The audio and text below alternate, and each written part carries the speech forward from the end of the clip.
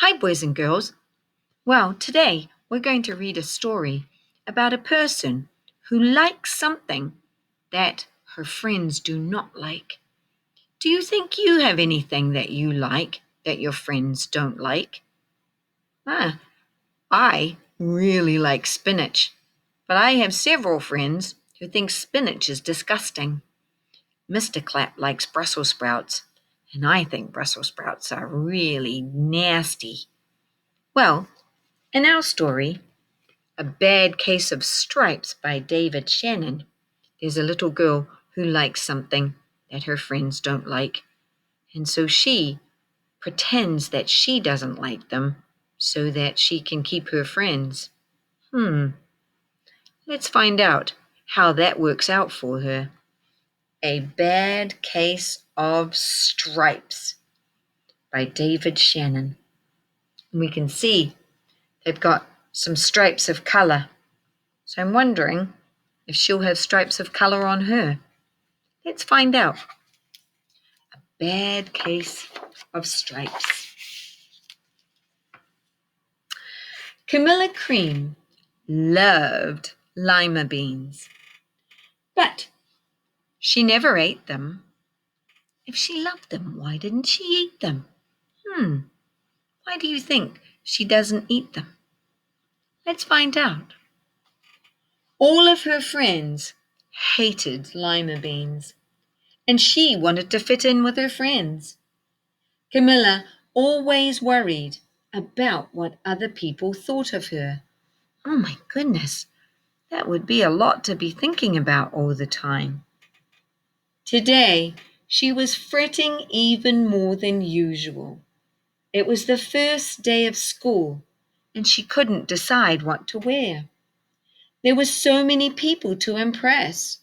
She tried on 42 outfits, but none seemed quite right. She put on a pretty red dress and looked in the mirror. Then she screamed. I wonder why. Ah! Her mother ran into the room and she screamed too. Ah! Oh no! Oh my heavens, she cried. You're completely covered with stripes. This was certainly true. Camilla was striped from head to toe. She looked like a rainbow. Mrs. Cream felt Camilla's forehead. Do you feel all right? I feel fine, Camilla answered. But just look at me. You get back into bed this instant, her mother ordered. You're not going to school today. Camilla was relieved. She didn't want to miss the first day of school, but she was afraid of what the other kids would say, and she had no idea what to wear with those crazy stripes. Wow, could you imagine going to school when you looked like a rainbow? It would be kind of exciting. That afternoon, Dr. Bumble came by to examine Camilla. Most extraordinary, he exclaimed. I've never seen anything like it. Are you having any coughing, sneezing, runny nose, aches, pains, chills, hot flashes, dizziness, drowsiness, shortness of breath, or uncontrollable twitching? No, Camilla told him. I feel fine. Well then, Dr. Bumble said, turning to Mrs. Cream, I don't see any reason why she shouldn't go to school tomorrow. Here's some ointment that should clear up those stripes in a few days. If it doesn't, you know where to reach me. And off he went. Looks like she's going to have to go to school as a rainbow. And even her tongue looks like a rainbow. It looks like she drank maybe an icy. Remember when we drank ices and our tongues changed color? Her one. She must have had a rainbow icy. The next day was a disaster.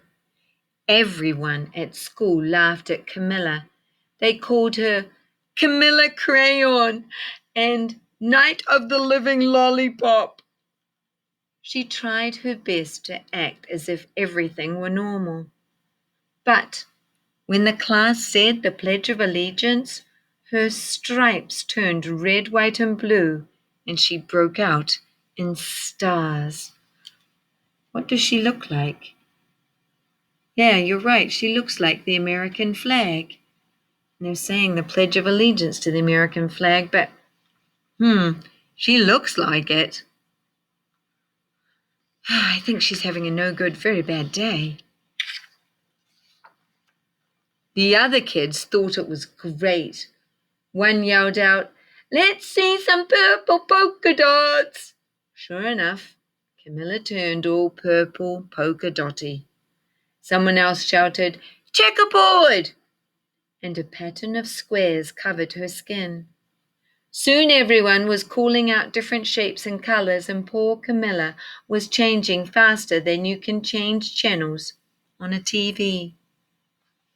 So her body is trying to please everybody, and it's just not pleasing her at all. She should stop trying to please everybody else and just be herself, and then maybe she'll look just like herself again. That night, Mr. Harms, the school principal, called. "I'm sorry, Mrs. Cream," he said. "I'm going to have to ask you to keep Camilla home from school. She's just too much of a distraction, and I've been getting calls from the other parents. They're afraid those stripes may be contagious." Camilla was so embarrassed. She couldn't believe that 2 days ago everyone liked her. Now nobody wanted to be in the same room with her. Oh, if she would just be herself. Her father tried to make her feel better. "Is there anything I can get you, sweetheart?" he asked. No, thank you," sighed Camilla. What she really wanted was a nice plate of lima beans, but she had been laughed at enough for one day. Nobody's going to know if she eats lima beans at her house. She should just go ahead and have them. Maybe they would fix her. Well, yes, I see," Dr. Bumble mumbled when Mr. Cream phoned the next day. "Think I'd better bring in the specialists. We'll be right over." About an hour later, Dr. Bumble arrived with 4 people in long white coats. He introduced them to the Creams. "This is Dr. Group, Dr. Sponge, Dr. Cricket, and Dr. Young." Then the specialists went to work on Camilla. They squeezed and jabbed and tapped and tested. It was very uncomfortable. "Well, it is not the mumps," concluded Dr. Group. "Or the measles," said Dr. Sponge. "Definitely not chicken pox," put in Dr. Cricket. "Or the sunburn," said Dr. Young. "Try these," said the specialists. They each handed her a bottle filled with different colored pills. "Take 1 of each before bed," said Dr. Group. Then they filed out the front door, followed by Dr. Bumble. That's a lot of specialists poking and prodding.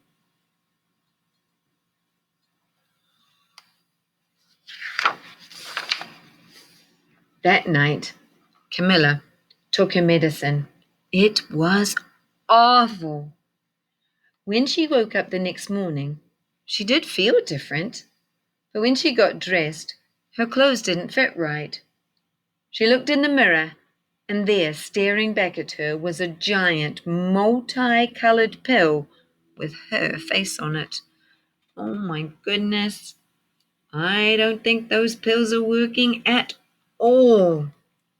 I wish she'd go back to being herself.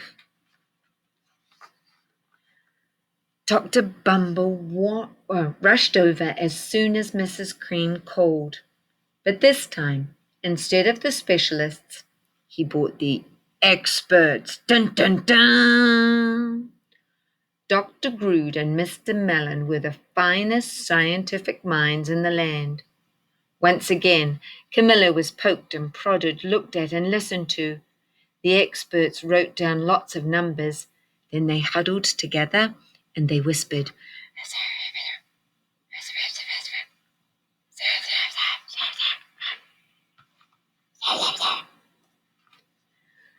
Dr. Gould finally spoke. "It might be a virus," he announced with authority. Suddenly, fuzzy little virus balls appeared all over Camilla. "Or possibly some form of bacteria," said Mr. Mellon. Out popped squiggly little bacteria tails. "Or it could be a fungus," added Dr. Gould, and instantly Camilla was covered with different coloured fungus blotches. The experts looked at Camilla, then looked at each other. We need to go over the numbers again back at the lab," Dr. Gould explained. "We'll call you when we know something." But the experts didn't have a clue, much less a cure. Every time they say something, it breaks out on Camilla. She's still trying to please everybody. She really needs to stop trying to please everybody. By now, the TV news had found out about Camilla.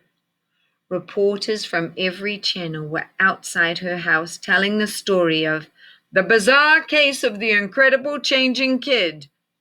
Soon a huge crowd was camped out on the front lawn.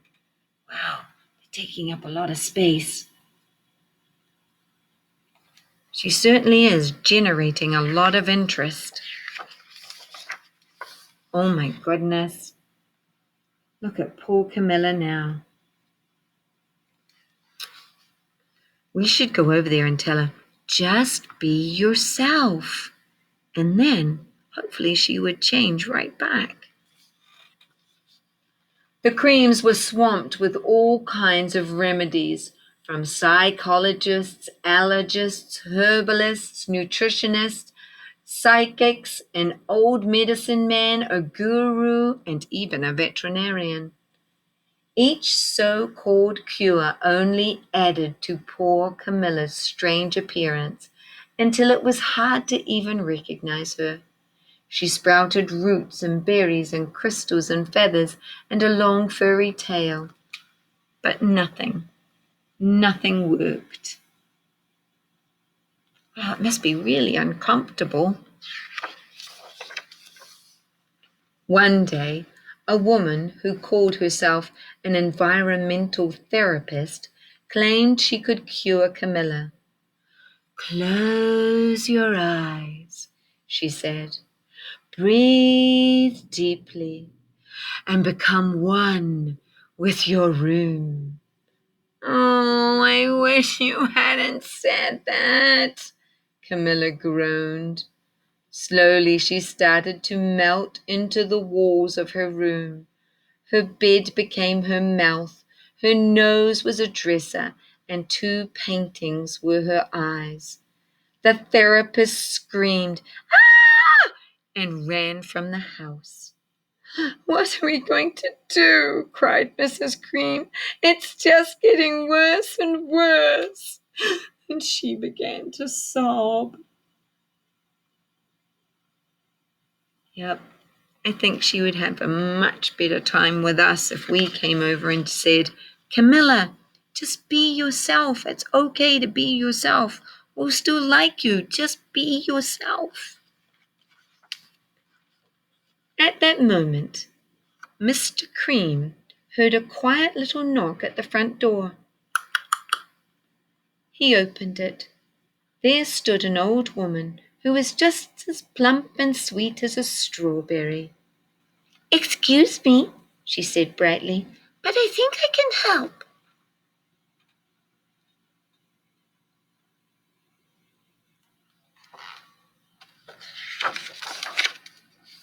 She went into Camilla's room and looked around. "Oh, my goodness," she said with a shake of her head. "What we have here is a bad case of stripes, One of the worst I've ever seen." She pulled a container of small green beans from her bag.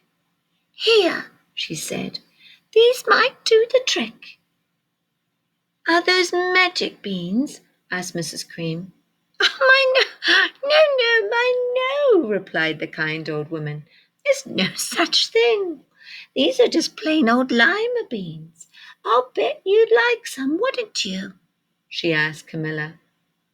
Camilla wanted a big heaping plate full of lima beans, more than just about anything, but she was too afraid to admit it. "Yuck," she said. "No one likes lima beans, especially me." "Oh, oh dear," said the woman sadly. "I guess I was wrong about you." She put the beans back in her bag, and she started to go out towards the door. Camilla watched the old woman walk away. Those beans would taste so good, and being laughed at for eating them was nothing compared to what she was going through now. She finally couldn't stand it. "Wait," she cried. "The truth is, I really would love some lima beans."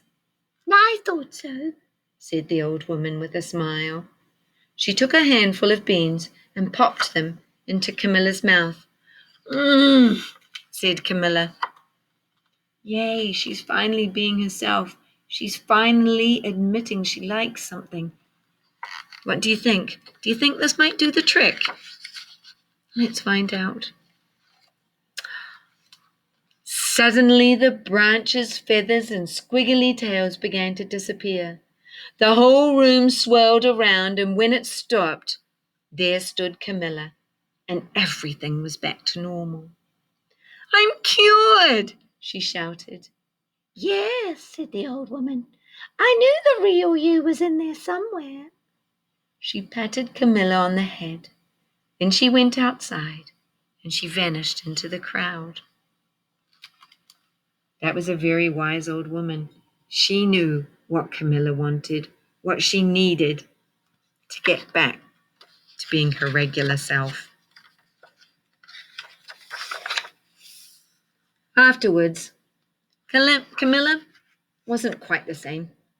Some of the kids at school said she was weird, but she didn't care a bit. She ate all the lima beans she wanted, and she never even a touch of stripes ever again. Thank goodness, Camilla.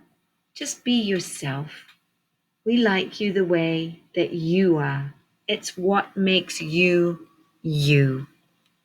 Not the food that you eat. It doesn't matter. It's your personality. It's you as a person. What people like about you. So, my friends, I hope you don't get a bad case of stripes. Remember to be you as a person. Be good and kind and caring. People will love you just the way you are, just like that. All right, my friends, scroll on down and find out what is your assignment for today.